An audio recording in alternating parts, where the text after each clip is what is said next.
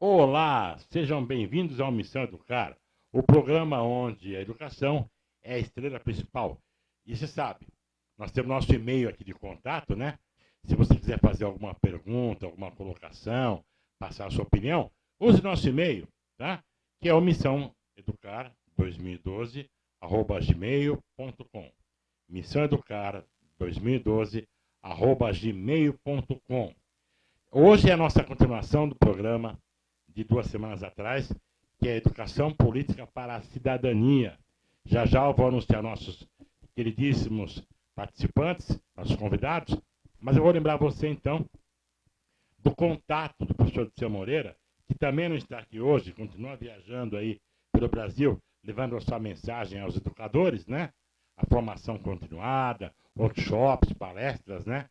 Para poder então contribuir para o fortalecimento da educação brasileira. E olha, a gente tem visto aí que em muitos lugares do Brasil se faz educação de primeira categoria, até mesmo cidades pequenas de 2, 3, 10, 15 mil habitantes. Então, o Diceu Moreira, você sabe, você entra no site dele, www.diceumoreira.com.br, ou então no Facebook, professor Diceu Moreira, ou então palestrante Diceu Moreira. Lá você vai ver os inúmeros temas que ele tem, e ele até desenvolve o que for preciso também para atender a sua necessidade, tanto em educação como também em RH. E lá você tem os 17 livros dele, né, que certamente são obras-primas de educação e de relacionamento humano. Então, nós, antes de mais nada, vamos aqui já de saída agradecer aos nossos patrocinadores, né, para que depois a gente entre então no nosso assunto de hoje. Vamos então agradecendo aí a Serplan. A Serplan, que é o DNA da educação, é a empresa que faz a gestão da sua escola ou capacita os seus funcionários a exercer essa gestão. Ou as duas coisas, capacita e realiza, e audita. E assim a sua escola pode se preocupar apenas realmente com a sua função principal, que é educar, deixando o RH, marketing, administração e finanças para a Serplan fazer para você ou capacitar a sua equipe. Entra lá no site da Serplan e conheça isso melhor. Então é o www.acerplan.com.br ou então também no Facebook, a Serplan. Tem 2 linhas de Facebook da Serplan que você pode conhecer também. E nós temos também o apoio da Ravan, que desde 77 é qualidade em alimento e em atendimento, com 3 lojas em São Paulo, que é na Vila das Mercês, Ipiranga e na Vila Santa Catarina, mas também entrega na Grande São Paulo. Você entra no site lá, da Serplan, da Ravan, fica lá algumas horas tentando escolher entre as 600 opções maravilhosas, se decide, encomenda e recebe na sua casa, no seu trabalho, na sua escola, aqui na Grande São Paulo. Entra lá no site da Ravan para você conhecer tudo isso. www.ravan.com.br e também no Facebook Ravan. Você vai se surpreender. E também temos o apoio da GB Doyan, que é arte em visual, né? Em comunicação visual, tanto impressa como digital, em criação, em preparação, em produção. Consulte a GB Doyan e você vai adorar. Lá tem no site de GB Doyan, né? www.gibdoyan.com.br e também tem no Facebook Gebdoyan. Bom, agradecido aos nossos patrocinadores, vamos agora apresentar aqui os nossos convidados de hoje, né? Então eu tenho aqui à minha direita, eu tenho aí Luiz Ferrarese. Boa tarde, Luiz. Boa tarde a todos. Vamos continuar, né, nosso bate-papo sobre educação, a formação da educação, né, para uma melhor prática política e cívica da nossa sociedade. Muito obrigado pelo convite, pela oportunidade da gente tratar esse assunto tão importante, tão necessário nesse momento. Obrigado pela sua presença aqui, porque isso enriquece muito o nosso programa, pela sua vivência, sua bagagem, né? No escotismo e também na maçonaria, não é? Isso. A gente faz uma atuação. Na verdade, eu sou membro da Sociedade Brasileira de Obiose, membro da maçonaria, membro do Movimento Escoteiro, né? O Movimento Escoteiro são 22 anos já como membro. Hoje eu atuo como um adulto, né? Como um chefe, e a gente trabalha, tem um programa de educação na formação de jovens, contribuindo na formação do caráter do jovem, dos 6,5 até os 21 anos de idade, né? Então, na verdade, a gente pega até aquele jovem já maior de idade e ainda faz um trabalho para poder entregar ele de volta para a sociedade com um pouquinho mais de acuracidade, um O pouquinho mais de escotismo cuidado. tem mais de 100 anos, né? Tem mais de 100 anos. Só no estado de São Paulo são quase 102 anos já. Sim. Só no estado de São Paulo. No mundo começou em 1907. Então, Pelo temos aí inglês já Baden-Powell. quase 110 anos, né? Quase 110 anos. E você tem noção de quantos países tem escotismo? Olha, nós estamos presentes hoje em mais de 200 países. Tem alguns países que entraram até recentemente na associação, mas o escotismo é praticado hoje por milhões, por mais de 80 milhões de pessoas no mundo, né? A gente tem desculpa, 80 milhões não, mais de 200 milhões de membros no mundo. No Brasil, nós somos cerca de 80 mil, um terço desse contingente só no estado de São Paulo. Então nós temos muitos jovens sendo trabalhados. Podemos ter muito mais, né? Ah, sem dúvida. Se eu fosse criança, eu queria ser escoteiro, viu? E temos também aqui a minha esquerda o Sidney Augusto, né? Que, além de uma série de outras coisas, é membro da Abepolar Ecologia, que é a primeira entidade de ecologia da América do Sul, fundada em 66. Também é membro do Instituto de Engenharia, né? E muitas coisas mais. E é conselheiro participativo da região de Santana, aqui na cidade de São Paulo, né? Pois não, eu fico feliz em estar aqui. Tive com o Lobato, ele mandou um abraço para você. E o Lobato foi sempre um lutador, uma pessoa que sempre exerceu cidadania. Presidente da Abepolar Ecologia e vice-presidente da IUAPA, que é a IUAPA mundial, é um né? órgão internacional que cuida do meio ambiente, cuja Abepolar no Brasil é o representante. Sim. Só para você ter uma ideia, a Abepolar, eu estava quando o Dr. José Martiniano de Azevedo Neto era vivo, numa reunião, aí o Lobato me contou que a Abepolar foi criada no Instituto de Engenharia, que era ali na Praça João Mendes. E da Abepolar surgiu as raízes da formação da CETESB e da Secretaria Estadual do Meio Ambiente. Que são referências nacionais e internacionais, né? Histórica. São referências. O primeiro era diretor do Meio Ambiente, Dr. Paulo Nogueira Neto, depois foi para o Ministério, né? O Dr. Paulo Nogueira Neto foi o primeiro secretário do Meio Ambiente do Estado de São Paulo. E aí a gente vê hoje, né, Ferrarese e Sidney, tanta gente preocupada com o meio ambiente, né? Tanta consciência ambiental caminhando rapidamente, caminhando bem. Isso é ótimo, E a gente agora voltou às raízes disso aqui em São Paulo, no Brasil. Então, nós falamos no programa anterior, né, sobre os três poderes. O Ferrarese explanou aí sobre a função de cada um dos três poderes. Então, vamos falar agora, gente, sobre que relações deveria haver entre os três poderes e onde é que isso não está dando certo aqui no Brasil. Quer dizer, os poderes aqui não estão se relacionando como deveriam. Então, como é que eles deveriam se relacionar, Ferrarese? Hoje é uma situação. A gente vive uma situação de crise, né? E como a gente colocou no último programa, não é uma crise econômica, nós vemos uma crise política, né? Uma crise de relacionamento político. E acaba tendo consequências econômicas funestas. Perfeitamente, né? Então, onde está a raiz, né? Onde que está a essência desse problema, para a gente entender? Nós temos três poderes. Um executivo, que teria a demanda de executar o trabalho do dia a dia, o trabalho de gerir, né? De ser o gestor da nação.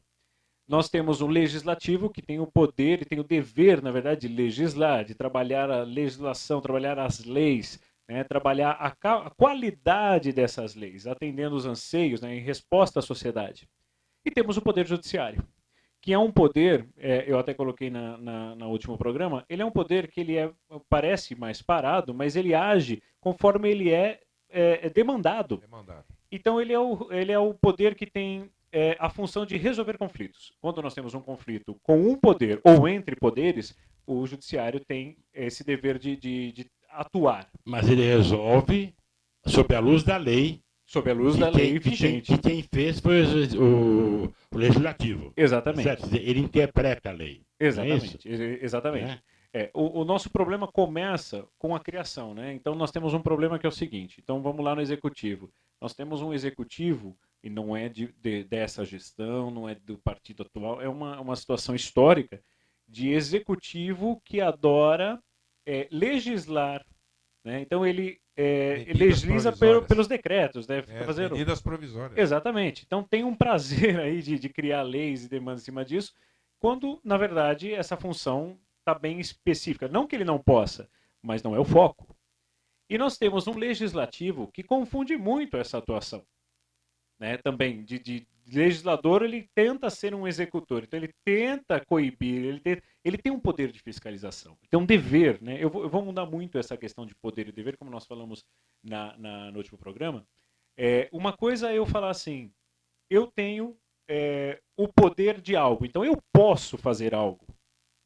Agora, outra coisa é eu tenho o dever de algo. Na medida que eu sou eleito um representante a um cargo público, alguma função pública, eu passo a assumir um dever de resposta para com a sociedade e um dever de resposta para com a função. Até porque, quando você é eleito, é porque você foi pedir o voto para a sociedade. Eu fui né? pedir... Você não foi eleito na marra. Exatamente. Né? Teoricamente, o voto. Teoricamente, na campanha, eu fui mostrar que eu sou capacitado, que eu tenho os requisitos, aptidão, exatamente. E que você seria atencioso com as demandas. Exatamente, para com aquelas demandas e aquela função. O problema acontece que aí a gente vai vendo situações. Hoje nós não temos requisitos, aptidões definidas, e aí qualquer situação é situação.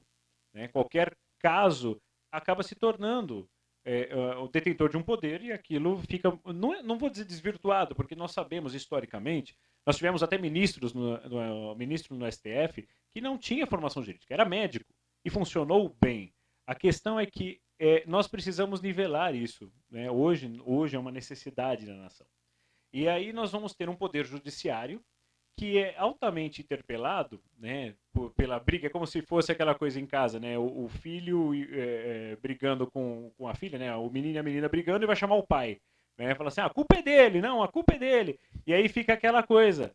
O judiciário vai ter que... Tem que ser o papel ali, do né? pai, né? Exatamente. Então, nós precisamos entender que são poderes autônomos, né, eles têm a sua autonomia. Teoricamente deviam ser, né? Exatamente. Não pode ferir, inclusive, se alguém tiver curiosidade e for observar, a lei do impeachment, que é uma lei de 1950, ela define como crime a anulação de um poder pelo outro. Intervenção do poder no outro. Exatamente. Então, os poderes são autônomos, soberanos, né? A gente tem isso faz parte da soberania nacional, então você tem isso.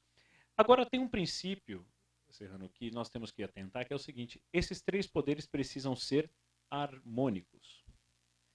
Entender que eles existem por um bem maior, que é a sociedade. Então, o poder executivo não pode entrar num cabo de guerra com o poder legislativo, que não pode entrar com cabo de guerra com o poder judiciário.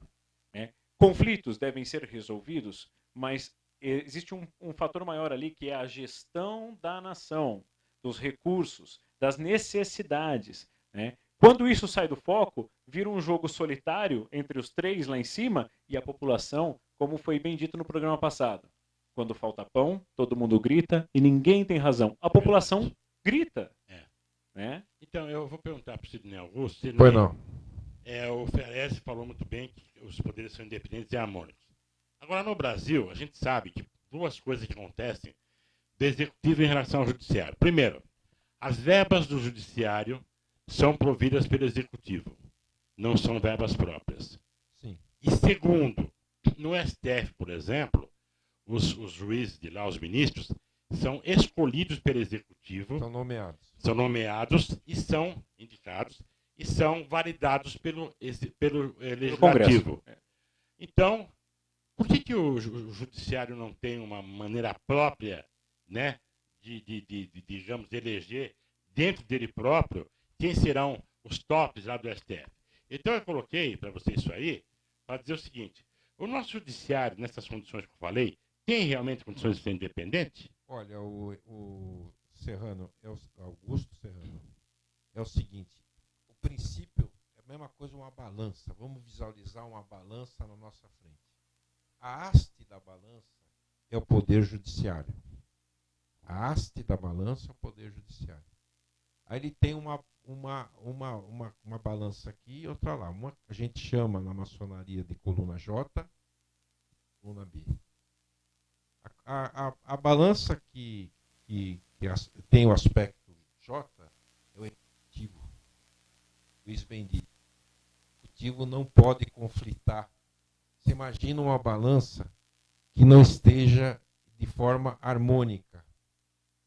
Ela tem que estar equilibrada. O que está acontecendo? A nossa balança está desequilibrada. Ela está tremendo. Uma hora um prato vai para cima, outra hora um prato vai para baixo. Existe um detalhe na balança que é assim, quem é a mão que coloca peso nos pratos da balança? Aí que tá. Nós temos que fazer essa pergunta, porque Aí assim, que tá. nós estamos num momento onde nós temos os três poderes colocados, só que quem é que fomenta esses poderes? Eu me esses atreveria poderes, né? a dizer que dentro de uma situação normal seria o povo. O povo, através da sua aspiração, ele que vai dar o peso na balança. Mas desde que ele esteja... Agora, só terminando o raciocínio. Aí o que acontece? Essa balança ela precisa estar equilibrada.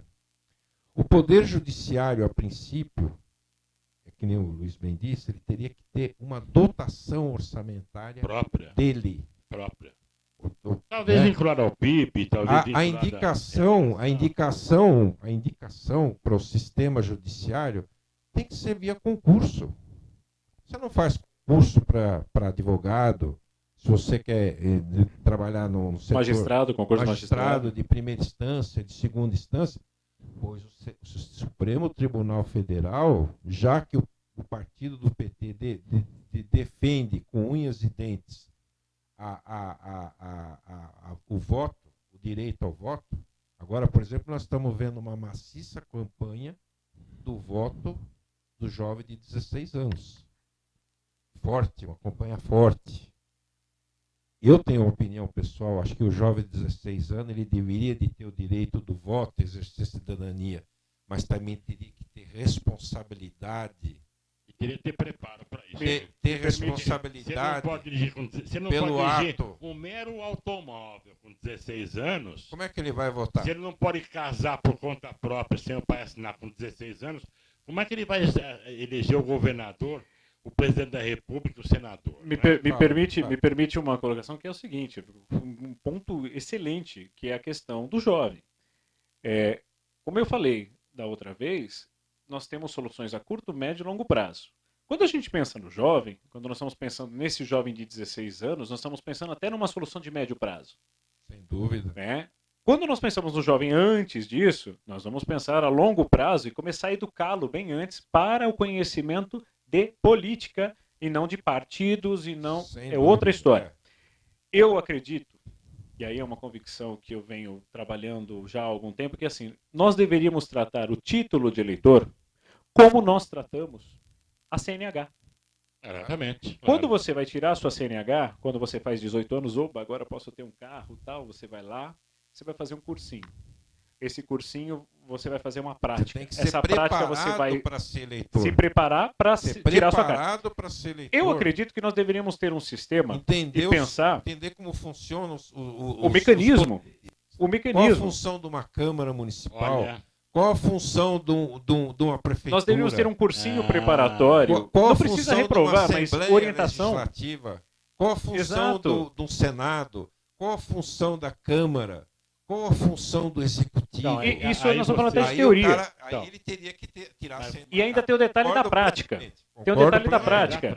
Como é que funcionaria a prática? Uma vez o jovem feito essa base de conhecimento, sem questões partidárias, obrigatoriamente, sem questões partidárias, ele precisa entender qual é a verdade sobre um voto nulo ou branco. Para não sair depois falando, né? A grande maioria da população não sabe. Não sabe. Isso aí. Acha que vai para o mais votado, acha que... Não, nós precisamos entender como funciona a matemática. E depois aí nós acabamos elegendo aí o Tiririca sem querer. Perdão. Votaram no Tiririca e elegeram alguns candidatos que jamais foram eleitos, né? Diretamente porque estão com o nome muito sujo, porque o Tiririca arrastou 4 ou 5 outros. Porque a gente não tem uma representação direta para isso. Né? Então, esses mecanismos todos são muito complicados. E eu digo, vou me atrever aqui, são propositadamente complicados. Mas ainda voltando, Sidney, à relação dos poderes, né? Eu levantei do judiciário, mas vou levantar agora para vocês dois o do executivo, do legislativo. Por quê? Porque, em primeiro lugar, o legislativo devia ser independente, não é deveria, digamos, policiar, o executivo não faz, por quê? Todo governo eleito no executivo, se ele não tiver maioria natural, que as eleições trouxeram para ele vai na oposição Ele- comprar apoio. Ou então ele comprar. bloqueia aquele projeto. Por exemplo, o executivo manda o projeto de uma construção de uma determinada ponte no lugar. Se você não conversar, o executivo não conversar, isso é muito importante, porque eu trabalhei na CPUS, que é uma empresa estatal do Estado, nessa parte de obras do Estado.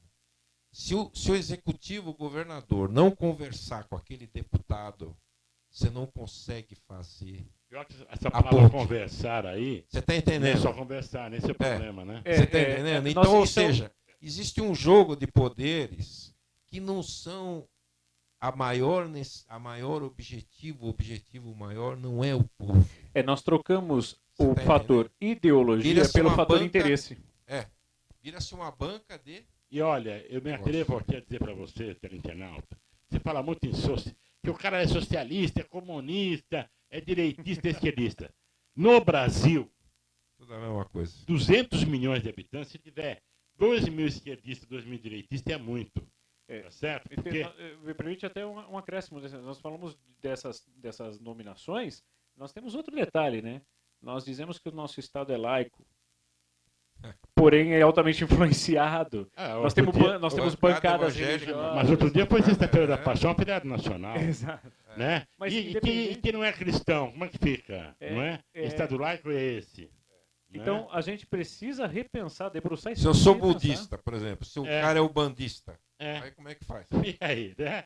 Tem que rezar a cartilha da Sexta-feira da Paixão. Olha, eu só para a gente não se perder aqui, porque é um assunto empolgante, eu também estou sair fora do rumo aqui. Vamos falar um pouquinho agora do impeachment, né? O impeachment, o que é? Vocês querem falar um pouco sobre o impeachment, essa ferramenta chamada impeachment? Ela é legal, Ferez? Então, Ou é um polêmico, né? A gente, historicamente, né, não pegando a história só do Brasil, mas o impeachment é um artifício que existe legalmente em todos os sistemas de governo, né? Na verdade, é o impedimento. Né? É como se fosse um controle. Na verdade, é o seguinte: não é que é um controle, porque senão a gente vai entender que não existe uma causa prévia para isso. O impeachment ele começa a acontecer, esse processo. Uma razão. Exatamente, ele começa a acontecer a partir do momento que você tem um problema. Então, o que é isso? Um crime. Né? E não é só uma questão de impeachment do executivo, né? Nós vamos pensar em impedimento de qualquer poder. Existe uma lei, né? Uma lei de 1950, que é a lei do impeachment, ela explica exatamente os pontos e ela coloca todos os fatores que podem ser considerados crimes, que devem ser analisados, avaliados, né? Devem ser literalmente investigados para que aquilo possa se tornar um processo de impeachment. E aí, se tornando um processo, vai passar por um rito. Né? O que é um rito? Né? É um mecanismo, um caminho. Um andamento, né? É uma maneira legal de se avaliar se tudo aquilo procede ou não. Procedendo, se dá o impedimento daquela pessoa naquela função. Né? Ou não. Então, você sabe que um dos motivos para impeachment, se for de crime, né? Às vezes o crime é escondido, às vezes ninguém sabe que o crime aconteceu. Foram as pedaladas fiscais, por exemplo, né? O crime de responsabilidade fiscal, você gastar mais do que tem para poder bancar, e você endividar, e você fazer aí, digamos, uma trajetória de dinheiro via bancos estatais, que é ilegal, para poder fechar as contas. Mas o Ferrarese me dizia, antes de começar o programa, que existe uma outra coisa que também acarreta impeachment, que tem a ver entre relacionamento entre os poderes. Isso, eu fiz a minha colinha. a lei 1079, de 10 de abril de 1950, essa lei já teve alguns adendos, algumas mudanças, né? Inclusive recentes. Ela define os crimes de responsabilidade e regula o respectivo processo de julgamento. Então, se você pesquisar na internet, lei 1079, de 10 de abril de 1950, você vai encontrar essa lei, o texto integral dela. E ela é mantida pela Constituição de 88. Exatamente, ela é validada. Então, ela vai tratar dos crimes contra a existência da União, então são os crimes de responsabilidade contra a política, contra a existência política da União, né? Você dá um exemplo, o entreter direto ou indiretamente inteligência com o governo estrangeiro, provocando-o a fazer guerra ou cometer hostilidade contra a República. Então, isso é um crime que pode gerar um impedimento, Contra a pode ser um República. impeachment. Só uma parte, Luiz. Por exemplo, não sei se vocês estão sabendo, um funcionário do Itamaraty expediu para vários países um documento de que estava tendo um golpe aqui.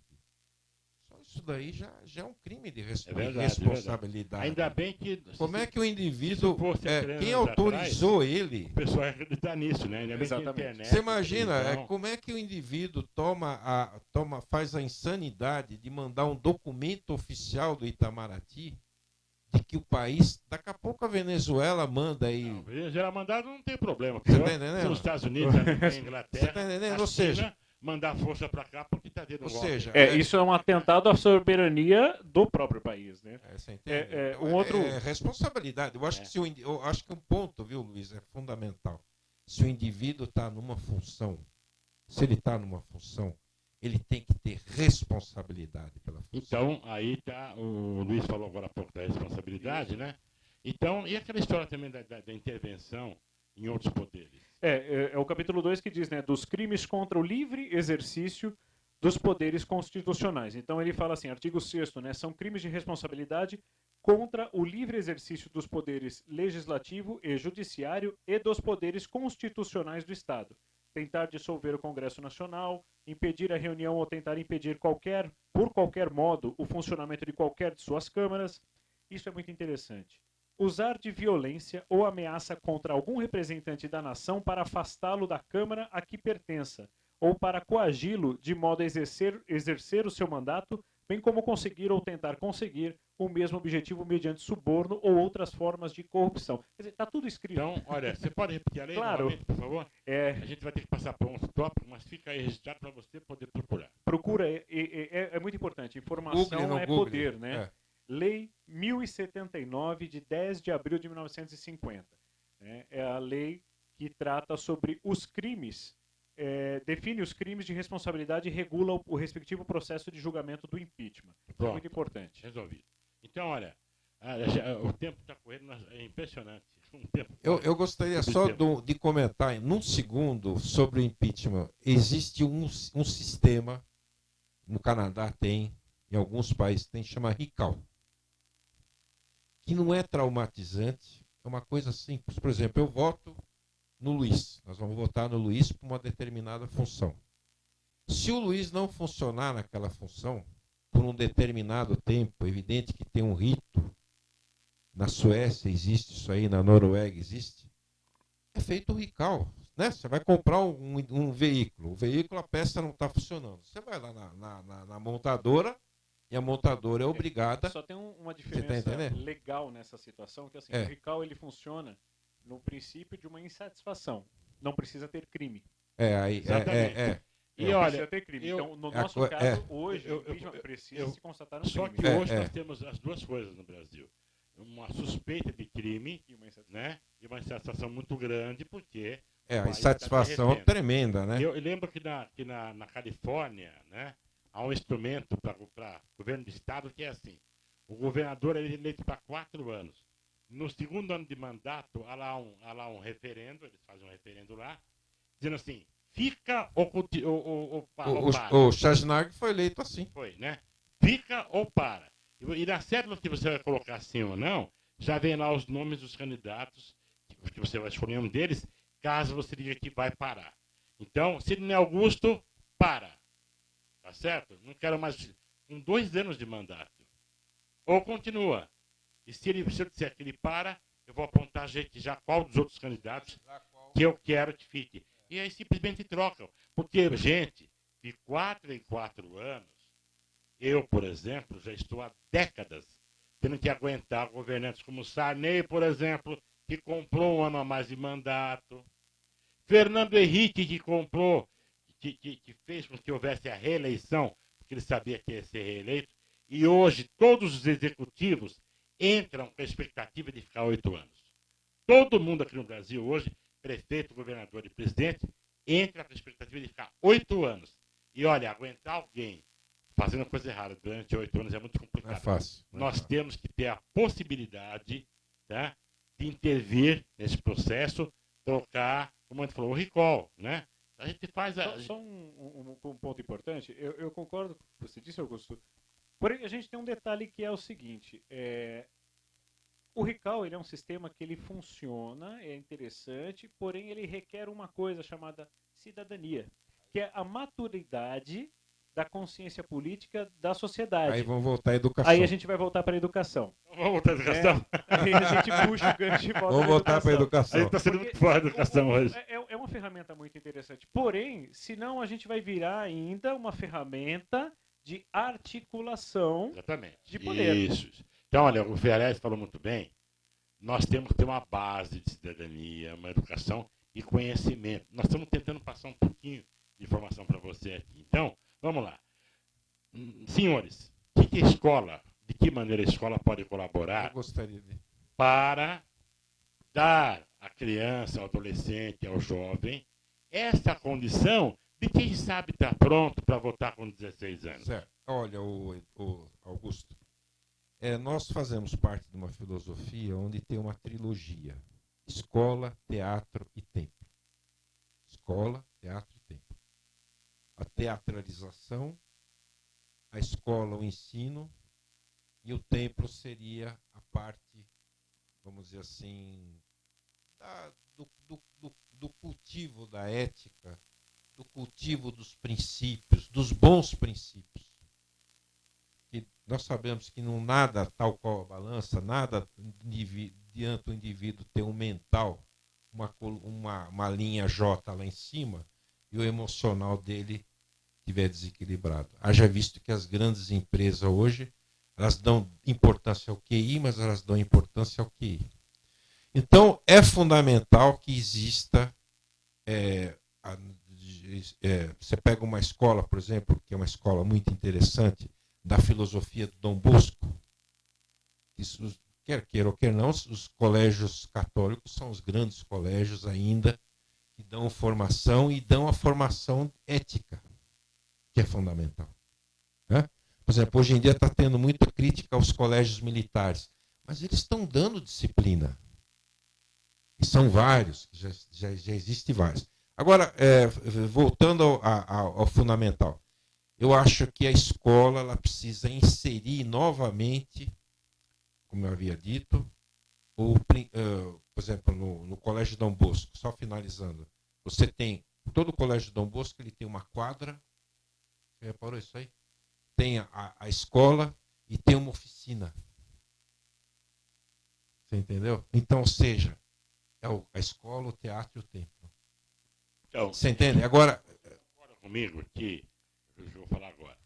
Você não tem que ensinar política partidária para criança. Não, você pode não é. Criança, Não tem... olha, criança, nós temos o poder executivo, que é para essa finalidade.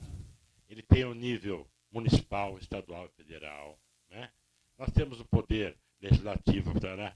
E aí uma explicação, e tudo você gradualmente, você vai crescendo, vai... Como funciona o mecanismo. O que é monarquia, o que é... Sem partidarismo. Como ela tem que entender o mecanismo, porque é ela que vai escolher qual é o mecanismo que mais convém na cabecinha dela, quando ela for gente grande, né? Ela vai se ela quer ver uma monarquia, se ela prefere viver numa república, se é presidencialismo, se é parlamentarismo. Olha, porque sem essas noções, eu vou te falar mais. Gente, muitos dos nossos teleinternautas, não por culpa própria, mas por desinformação, não tem noção de, por exemplo, qual é a diferença de deputado federal para senador em termos de função. E ambos compõem o Congresso. Exatamente. Só te dar um exemplo. Eu estive em Madrid, estive na Europa umas 6 vezes já. Estive em Madrid a última vez. Em Roma eu vi isso aí também. Alunos de escola, lá tem uma estação em Roma, chama EUR, onde existe o Centro Administrativo de Roma. Tem museus enormes e tal. As crianças visitando uma assembleia. Eu peguei e fui falar com a professora. Ela falou assim, não, isso aqui eles vão preencher uma ficha. Tinha uma ficha italiana, meu fala alguma coisa de italiano, tem uma ficha, e eles vão fazer uma entrevista com um legislador. Criança pequena. Ou seja, é necessário que a criança conheça os poderes. Existe um sistema judiciário. Também saiba qual é o papel dele como cidadão. Bom, Você já aprendeu dos outros. E você, qual a tua obrigação, não é, Luiz? Exatamente. Essa prática, ela pode começar na escola, na verdade, né? Não precisa nem se externar. Através até de uma teatralização. Não, mas no dia a dia, a gente não precisa fantasiar, nós podemos trazer isso para a realidade, da seguinte forma. Toda escola pode-se ter um grêmio. E o Grêmio tem necessidades, trabalha, e você vai ter ali pessoas atuando, eleição, a prática democrática. Toda classe pode ter o seu representante. Isso pode ser aplicado. E aí cabe ao orientador, facilitador, professor, seja quem for, cabe a ele mostrar a função, o dever e a responsabilidade. Vai mostrar qual é a função, o que ele faz, o que compete, vai mostrar o dever e vai mostrar a responsabilidade. Vai mostrar, se fizer, olha, se você seguir nessa linha, tal, você vai ter que buscar decisões, você vai buscar escolhas, né? Isso vai pesar se você for por A, se você for por B e tal, e ele vai entender a responsabilidade, ou seja, as consequências daquilo. E aí, automaticamente, ele vai saber que essa pequena atuação dele ali também acontece em esferas maiores. E aí a gente não precisa simplesmente fantasiar, mas nós vamos levar isso à prática. Sem dúvida. E ele vai levando essa consciência. Agora, o Sidney Augusto, engenheiro, você formou sim? Eu sou formado em marketing, exatamente. Fez humanas. Isso. Né? Ele fez exatas. Eu fiz jornalismo, né? O que é que a faculdade, que o colégio técnico, primeiro, e depois a faculdade, ensina para os técnicos, em termos de filosofia e de política? Na realidade, eu dei aula há 8 anos de escola técnica.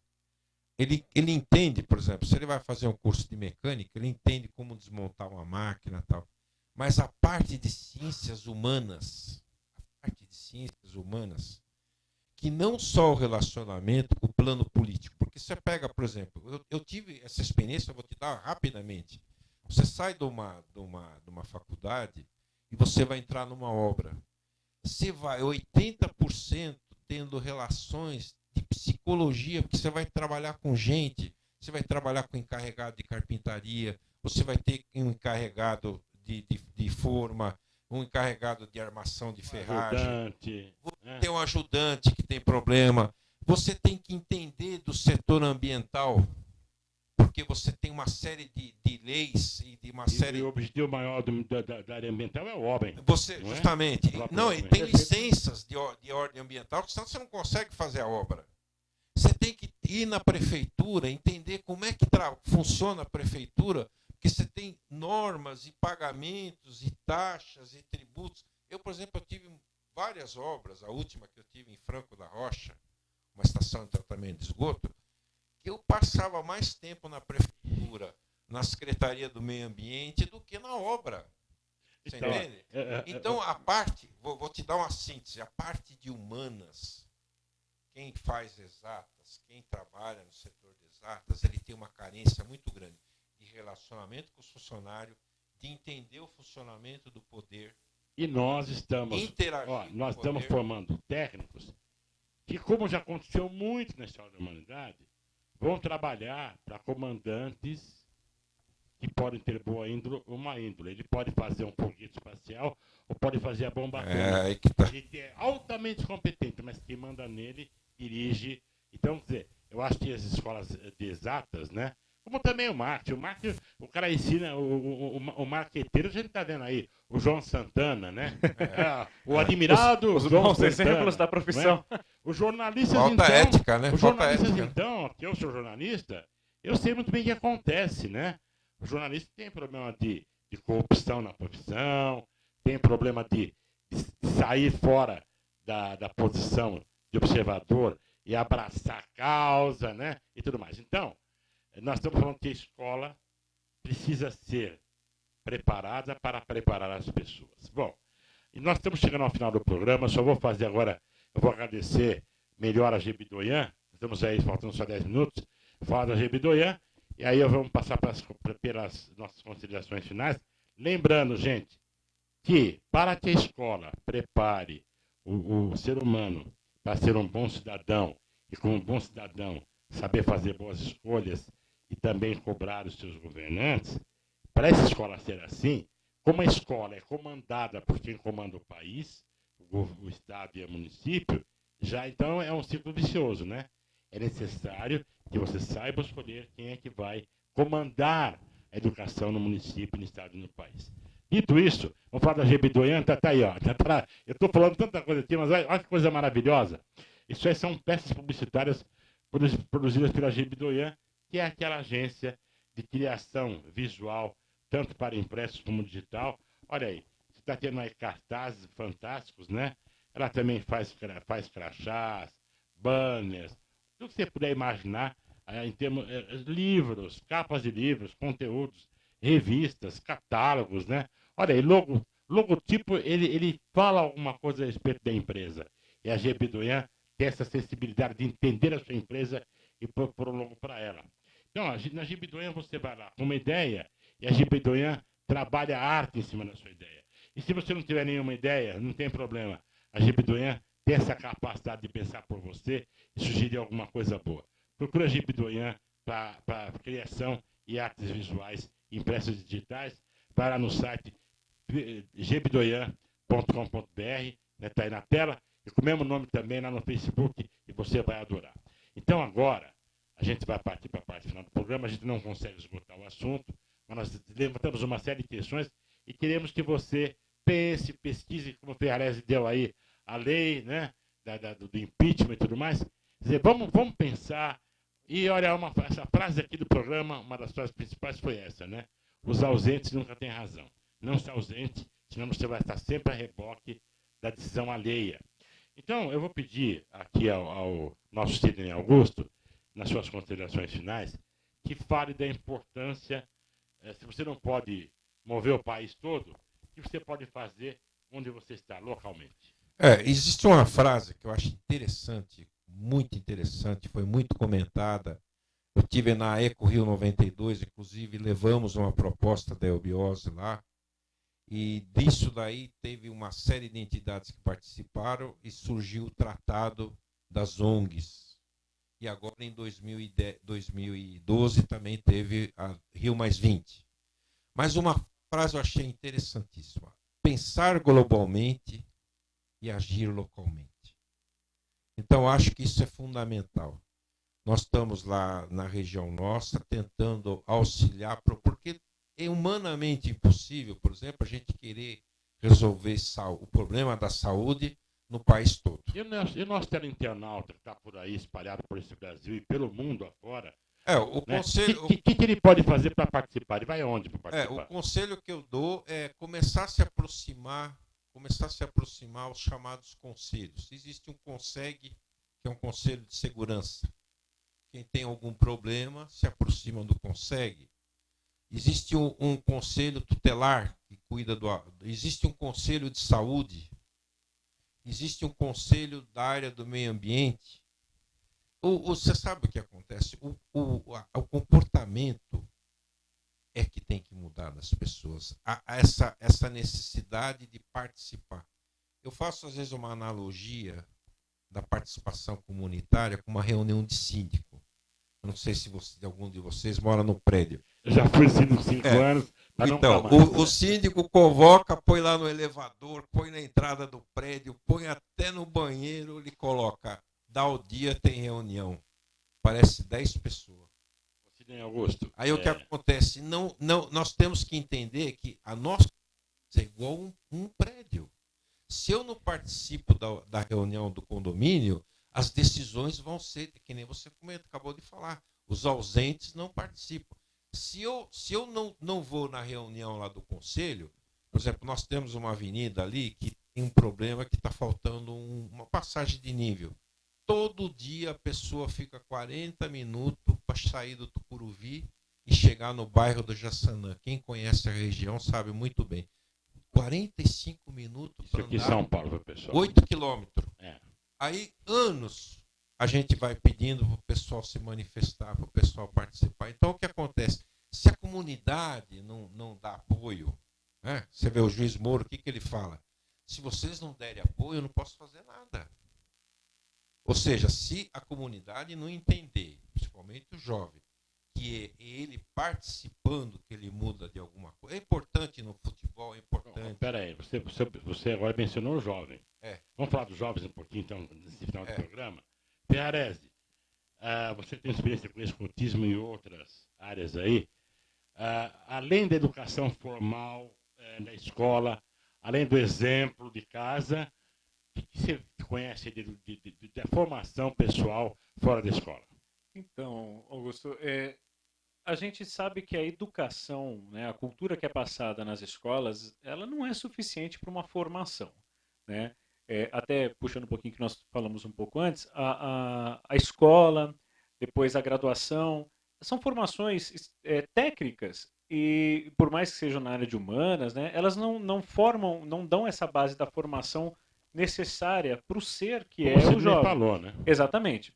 Então, existe uma forma da gente agir, né? Então, quem tem criança em casa sabe as necessidades que a criança tem, tenta atender, mas existe coisas que complementam.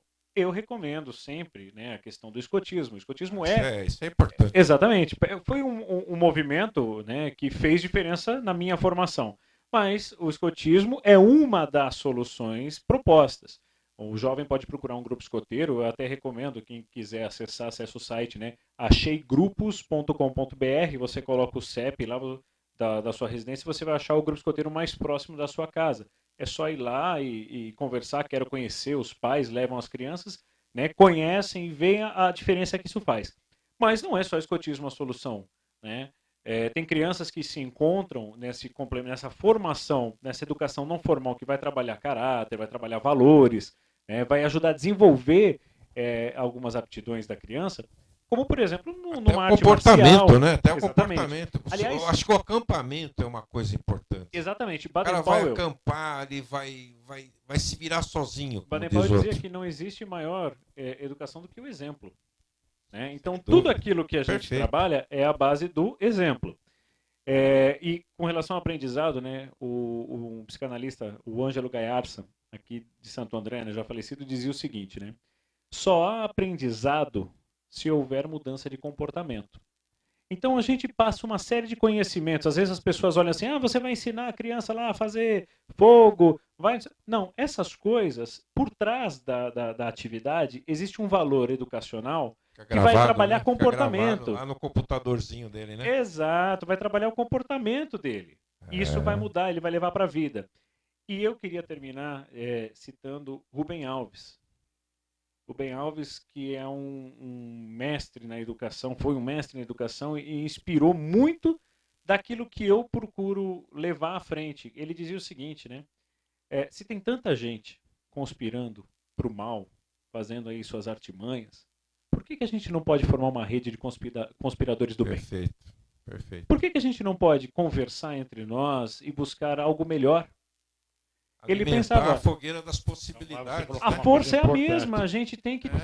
Porque existe um conceito errado de que o homem de bem é aquele que não faz nada. Eu não faço mal para ninguém, não falo mal de ninguém, eu sou homem de bem. Ele é um omisso. Você é um omisso. Porque lógico. De um lado tem um monte de gente fazendo coisa errada. Omissão é crime também. E não tem quem faça coisa boa do lado de cá. Então a balança vai pender sempre para o lado errado. Nós não precisamos agir de maneira ilegal, de maneira alguma, mas nós temos meios para conspirar corretamente a favor do bem. A favor do bem, do bom e do belo. Fazer a educação. É o que o Lions faz, a maçonaria faz. Sabe? Tantas entidades fazem, né? Exatamente. Elas agem em prol do bem, né, Sidney? É alimentar a fogueira de possibilidades. Nós falamos em escandas, né? Tendências positivas e tendências negativas. O que nós temos que fazer na nossa sociedade? Parar de alimentar a fogueira da limitação. A pessoa não tem que ter ódio porque o indivíduo está de blusa vermelha e o outro está de blusa azul. Isso é besteira. A única saída nossa é a união. É alimentar, que nem o Luiz bem disse, a fogueira das possibilidades. Exato. A gente não pode esperar que algo partido governe a união. dependa toda a solução seja do partido. O partido está partido. A gente precisa de união. E também deixa outra coisa. pra lá. E também outra coisa, né? Perfeito. Os partidos, o governo representa nós. Mas se nós não soubermos o que queremos e não soubermos ter dignidade, como é que ele vai nos representar bem? Gente, acabou o nosso programa já, infelizmente. Agradeço muitíssimo ao Sidney Augusto. Não deu tempo dele falar sobre sinarquia desta vez. Quem sabe numa próxima.